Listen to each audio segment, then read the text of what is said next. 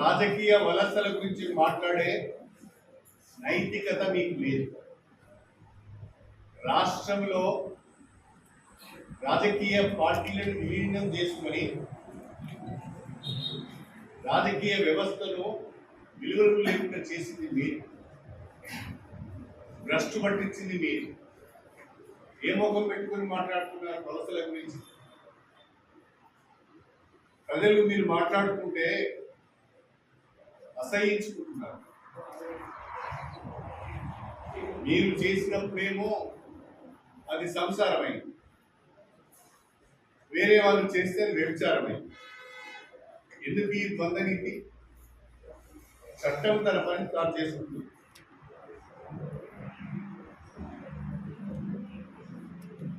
తప్పకుండా కోర్టులు వాటిపైన స్పందిస్తాయి,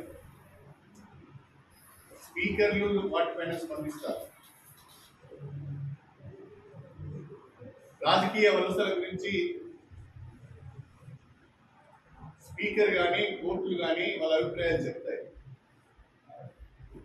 నాశనం పట్టించిన మీరు చివరికి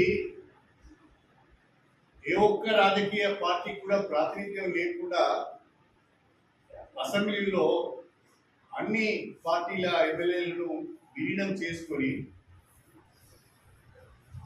ప్రతిపక్ష నోళ్లు ముగించిన మీరు ఇప్పుడు పునీతులైనట్టుగా తప్పు చేయని వారుగా మాట్లాడుతున్నారు. ఇది చాలా దుర్మార్గం. గత 10 సంవత్సరాల బీఆర్ఎస్ పాలనలో అవినీతి విపరీతంగా పెరిగిపోయింది. ఆ అవినీతి అంతా ఒక కుటుంబానికే పరిమితమైంది. ఎవరి దుకాణం వాళ్ళే. కుటుంబంలో 5గురు 6గురు ఉంటే ఎవరి దుకాణం వాళ్ళే. శాఖలు పంచుకొని అవినీతి చేసింది.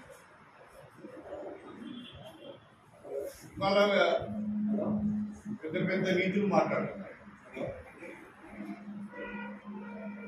ఇవాళ కేసీఆర్ ఆస్తులు కానీ, కేటీఆర్ ఆస్తులు కానీ, హరీష్ రావు గారి ఆస్తులు కానీ, కవిత ఆస్తులు కానీ, సంతోష్ కుమార్ ఆస్తులు కానీ 2014 ముందు ఎంతున్నాయి, 2024 ఎంతున్నాయో ప్రజలకు చెప్పండి. మీ ఆస్తుల వివరాలు ప్రజలకు వెల్లడించండి.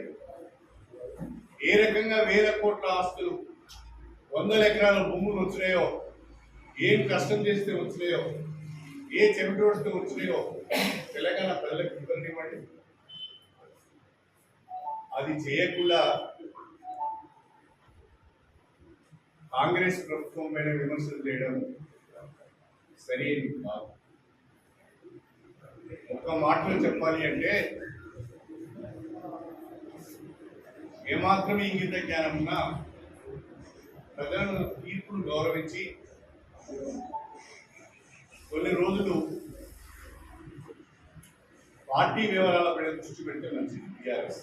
బీఆర్ఎస్ పార్టీ పేరు బీఆర్ఎస్ గా మార్చాలని నేను ప్రతిపాదన పెడితే అవహేళన చేశాను. ఇవాళ వాళ్ళే అనుకుంటున్నారు టీఆర్ఎస్ పేరు బీఆర్ఎస్ పార్టీగా మార్చడం వల్ల నష్టం జరిగింది అని. మరి ఆ రోజు కడియం శ్రీ అని చెప్తే తలకెక్కలేదా? వద్దు, ఇది మంచిది కాదు, తెలంగాణ పేరు బంధం తెగిపోతుంది, ఆ తెలంగాణ పదమే లేకుంటే నష్టం జరుగుతుందని చెప్పిన సమావేశాలలో చెప్పిన, పట్టించుకోలేదు. అహంకారంతో విరవీగింది.